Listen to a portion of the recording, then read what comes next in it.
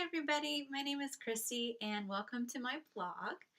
I have been thinking about making videos ever since I started this blog several months ago, but I have been avoiding it like the plague because I am not a big selfie taker and I am not really into doing a lot of the videos that everybody's doing now, but it apparently is the thing that everybody is doing, and so I have succumbed to the pressure of the video blog.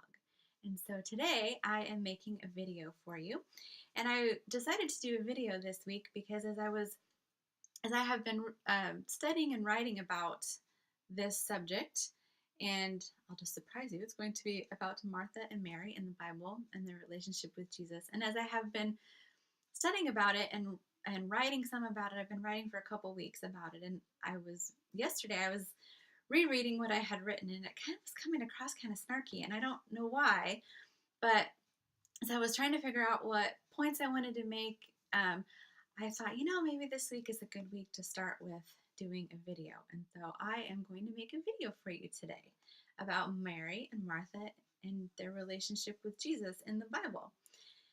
So there's so many points. The story is so big and so awesome that there's so many points that I could make.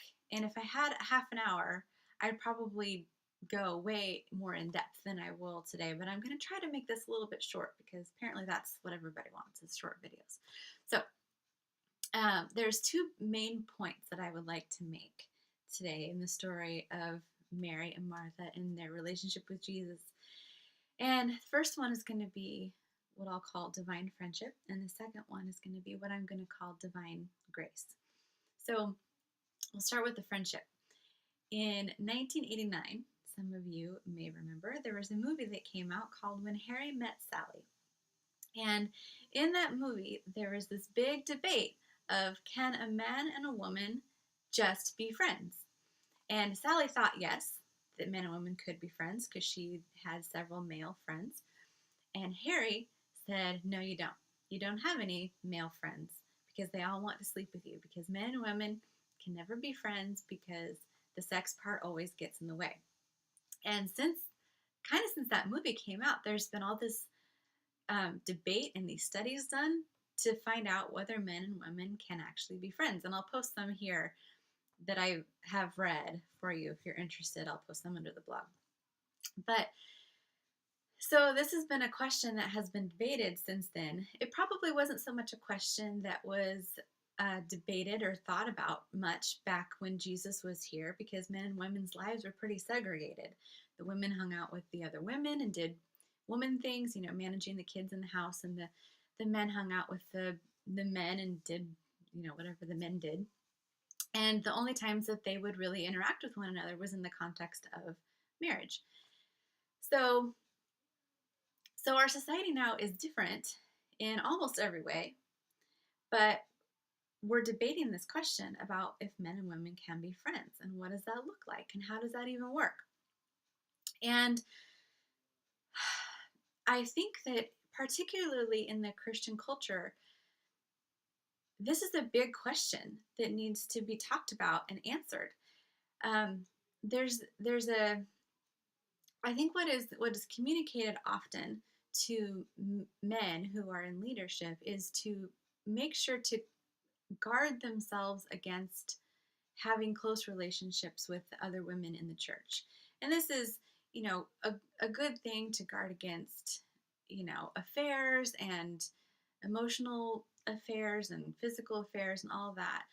But I think what this does is it communicates to the women in the church that they are a temptation, that they are something that needs to be guarded against, and it causes some damage with the women,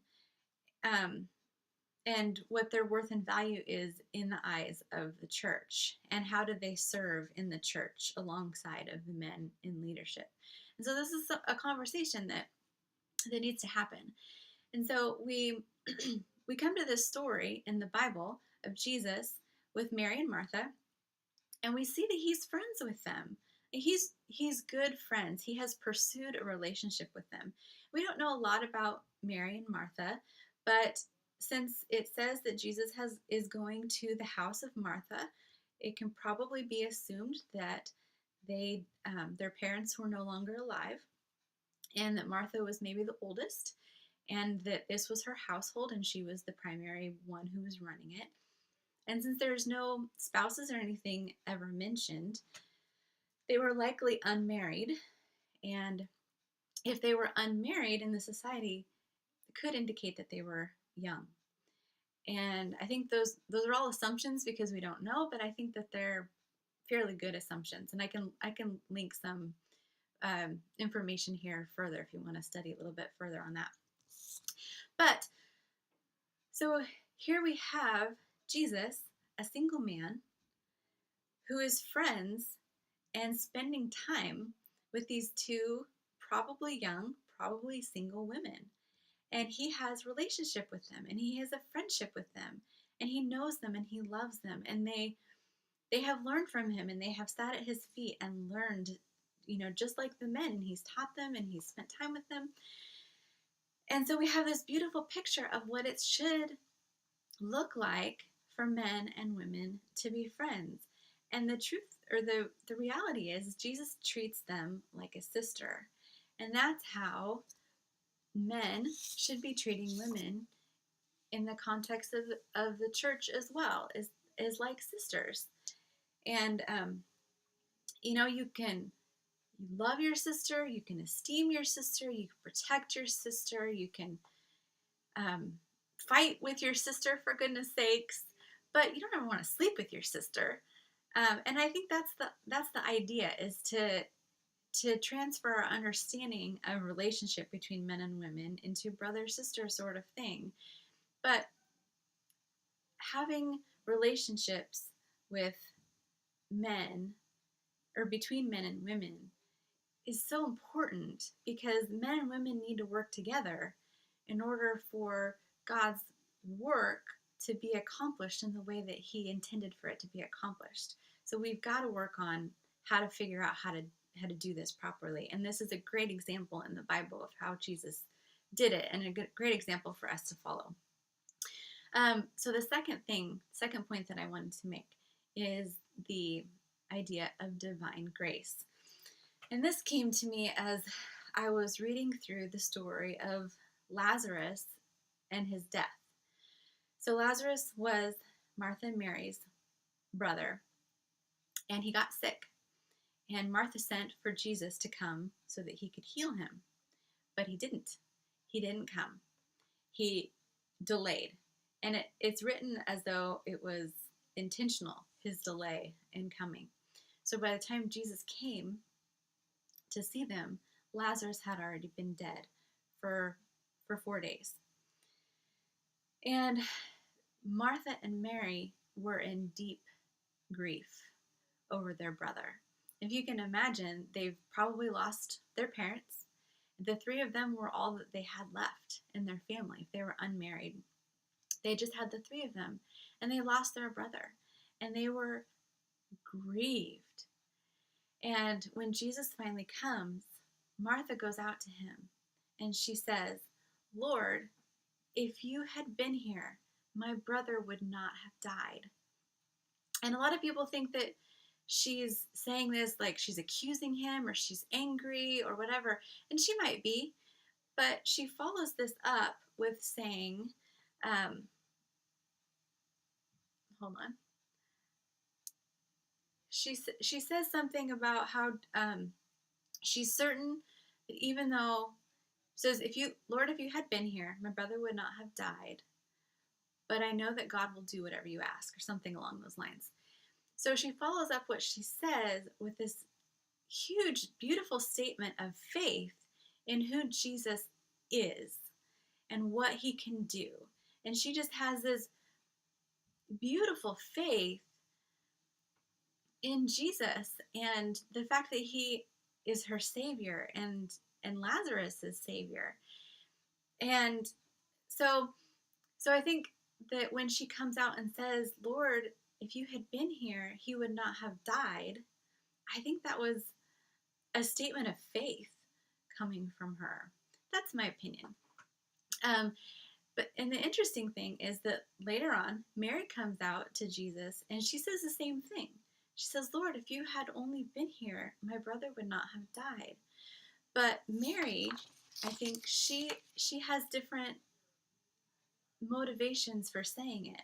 Again, I don't read that in there that she was angry or that she was accusing Jesus of anything, because it says after she says that she weeps.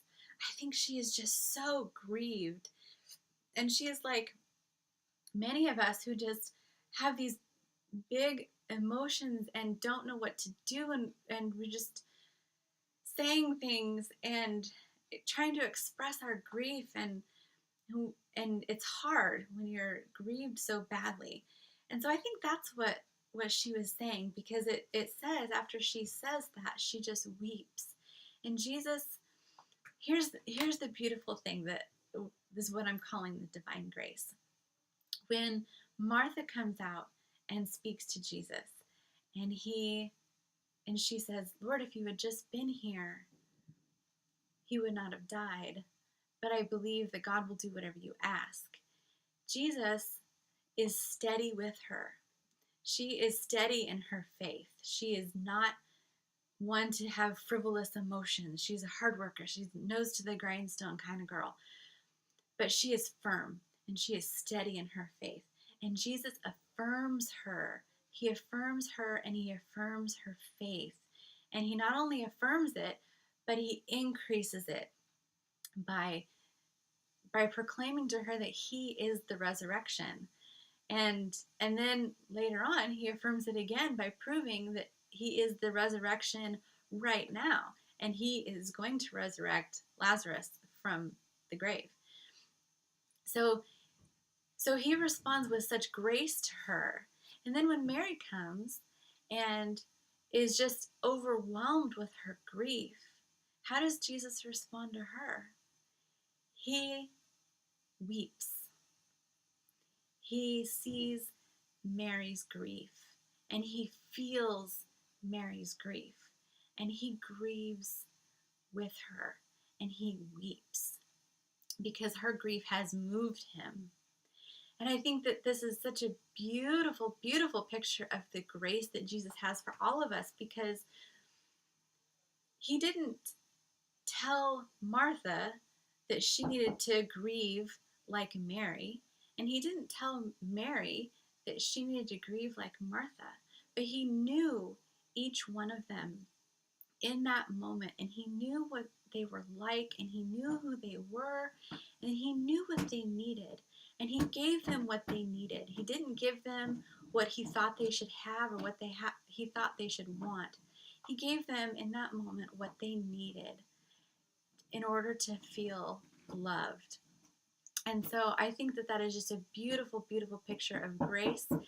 And that's the two main things that I wanted to point out in this video for you. And it went a little longer than I thought, but here it is. It is what it is. I hope you guys enjoyed it, and I hope you guys have a lovely day. We'll talk to you soon.